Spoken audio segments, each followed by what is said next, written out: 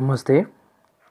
कक्षा 12 का विद्यार्थी भाइ बहिनीहरूको लागि थर्मोडायनामिक च्याप्टरको हिस ल सँग रिलेटेड न्युमेरिकल कसरी सल्भ गर्ने त्यसको लागि यो भिडियोमा एक्सप्लेन गरिएको छ। हिस ल र त्यसको न्युमेरिकल धेरै नै इम्पोर्टेन्ट च्याप्टर हो र एक्जाममा फ्रिक्वेन्टली क्वेसन सोध्ने गरेको हुन्छ।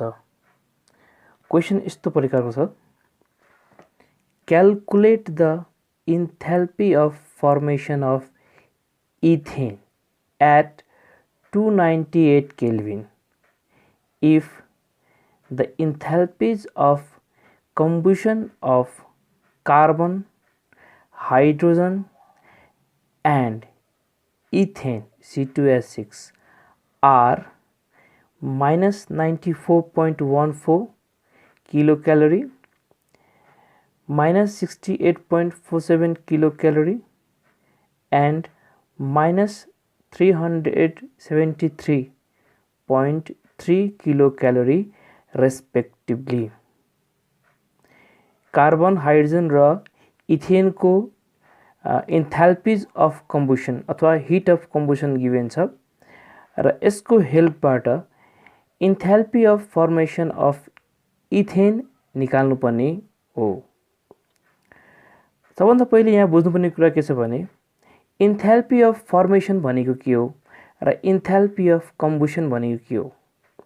इन्थाल्पी अफ फर्मेसन भनेको कुनै पनि चिज, कुनै पनि सब्स्टान्स 1 मोल फर्म हुनलाई, कुनै पनि कम्पाउन्ड, कुनै पनि मोलिक्युल 1 मोल फर्म हुनलाई जति एनर्जी चेन्ज हुन्छ, हिट चेन्ज हुन्छ, इन्थाल्पी चेन्ज हुन्छ, त्यसैलाई नै के भनिन्छ त इन्थाल्पी अफ फर्मेसन भन्छ। त्यस्तै इन्थाल्पिज अफ कम्बुसनको मिनिङ हुन्छ कुनै पनि एलिमेन्ट, कुनै पनि मोलिक्युल, कम्पाउन्ड 1 मोल कम्प्लिटली बर्न हुनलाई एक्सेस एयरमा, एयर भनेको O2 1 मोल, 2 मोल, 3 मोल, 4 मोल एन्ड सो अन जति हुन सक्छ, तर जुन सब्स्टान्स बर्न हुन्छ, कम्बुसन हुन्छ, त्यो चाहिँ 1 मोल मात्रै हुनु पर्यो र त्यो रियाक्सनको इन्थाल्पी चेन्जलाई नै के भन्छ हिट अफ कम्बुसन भन्छ। अब यस्तो क्वेसन सल्भ गर्नलाई सबभन्दा पहिले कुरा के छ भने हामीले टार्गेट गर्नुपर्ने के हो त, हामीले फाइन्ड गर्नुपर्ने के हो त।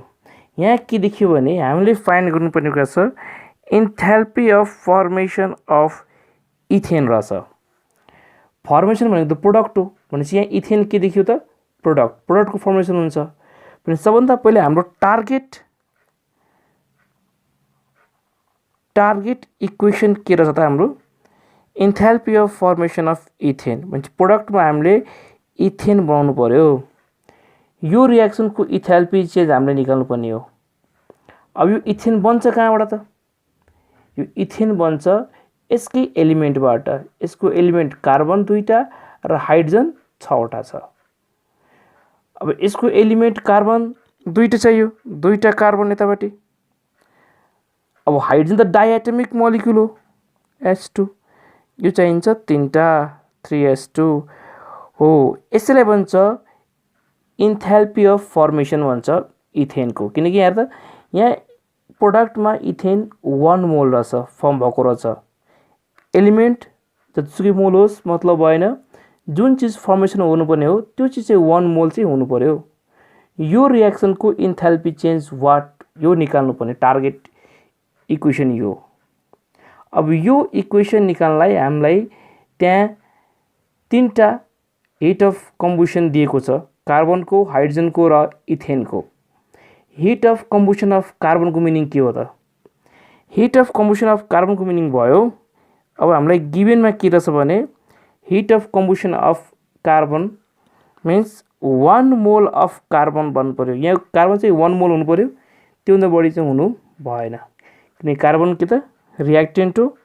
यो 1 मोल हुनु पर्यो, O2 सँग बन्ड भएर यसले प्रोडक्ट के दिन्छ त CO2। रियाक्सन ब्यालेन्स छ, कार्बन 1 मोल, O2 gives CO2, कार्बन एउटा, O2 दुईटा, यो रियाक्सनको इन्थ्याल्पी चेन्जलाई नै के भन्छ त हिट अफ कम्बुसन अफ कसो भन्छ कार्बन भन्छ जुन चाहिँ भ्यालु कति दिएको छ त -94.14 किलो क्यालोरी पर मोल यसलाई हामीले इक्वेसन नम्बर 1 मान्न सक्छौं त्यस्तै अर्को के दिएको छ भने heat of combustion of hydrogen heat of combustion of hydrogen लागि के छ हाइड्रोजन पनि 1 मोल लिनु पर्यो डायटोमिक हुन्छ अब यसलाई बाल्नु पर्यो एयरमा के बन्छ प्रोडक्ट H2O बन्छ रिएक्सन ब्यालेन्स छैन हाइड्रोजन ब्यालेन्स छ अक्सिजन ब्यालेन्स छैन यहाँ अक्सिजन एउटा यहाँ अक्सिजन दुईटा यसलाई हामीले 1/2 गर्दियो भने रिएक्सन आयो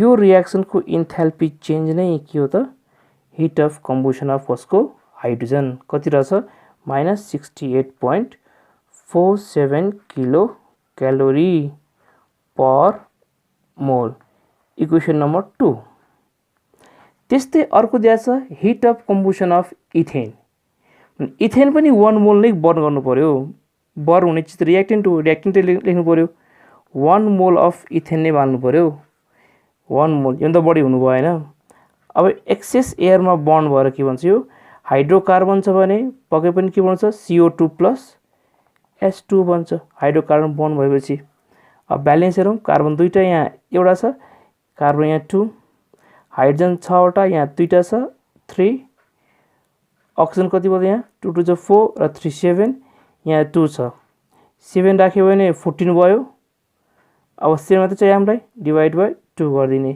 7/2 भनेको 2 2 क्यान्सल 7 अक्सिजन भयो यो रिएक्सनको इन्थ्याल्पी चेन्जलाई नै के भन्छ त हिट अफ कम्बुसन अफ कसको त इथेन यसको भ्यालु दिएको छ 373.3 किलो क्यालोरी पर मोल इक्वेसन नम्बर 3 अब यो तीनटा इक्वेसनलाई युज गरेर अब हामीले बनाउनु पर्ने के छ भनेको त्यो माथिको जुन टार्गेटेड इक्वेसन छ यो इक्वेसन बनाउनलाई हामीले यो तीनटा इक्वेसन युज गर्न सक्छौं अब हेरौं माथिको टार्गेटेडमा रिएक्टेन्टमा दुईटा कार्बन छ र तीनटा हाइड्रोजन छ H2 र प्रोडक्टमा एउटा C2H6 छ अब यो तीनटै इक्वेसन युज गरेर हामीले रिएक्टेन्टमा दुईटा कार्बन तीनटा हाइड्रोजन ल्याउनु पर्यो र प्रोडक्टमा एउटा C2H6 ल्याउनु पर्यो अब कहाँ रहेछ कार्बन त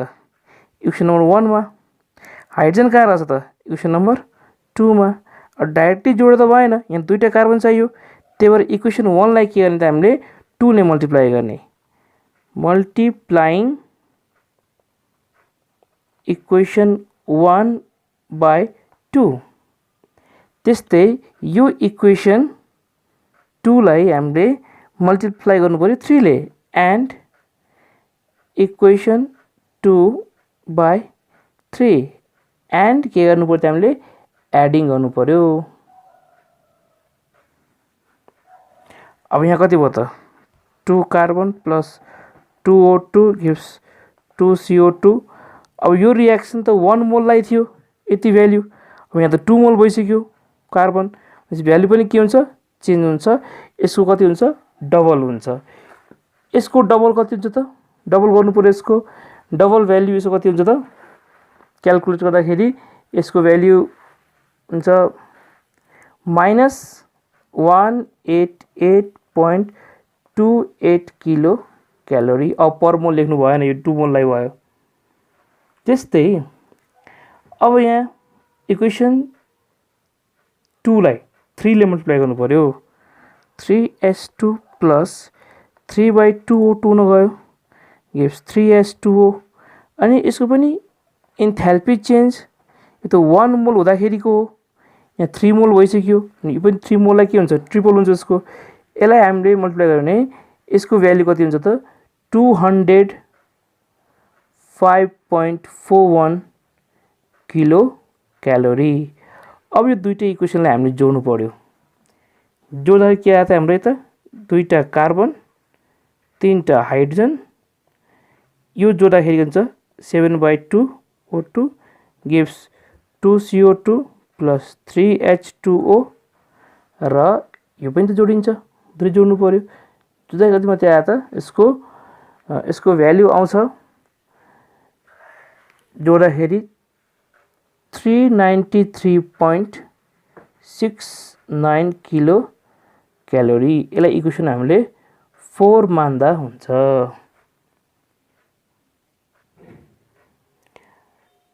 अब हामीलाई रियाक्टेन्टमा 2टा कार्बन र 3टा हाइड्रोजन आइसक्यो। अघिको जुन टार्गेटेड इक्वेसन छ त्यो अनुसार त भयो। प्रोडक्टमा के चाहियो? C2H6 चाहियो। अब C2H6 इक्वेसन नम्बर 3 मा रहेछ, थर्ड इक्वेसनमा। अब यो इक्वेसनलाई डाइरेक्टली यो इक्वेसनमा जोड्दियो भने C2H यतापट्टि बस्ने भयो त रियाक्टेन्टतिर, हामीलाई चाहिँ प्रोडक्टतिर। भने के गर्दा हुन्छ त? अब यो इक्वेसन 4 बाट इक्वेसन 3 लाई सब्स्ट्र्याक्ट गरिदिने भनेपछि यो equation C2H6 plus 7/2O2 gives 2CO2 plus 3H2O लाई घटाइदिने र यसको भ्यालु कति रहेछ? Enthalpy of composition of C2H6 -373.3 kilo calorie.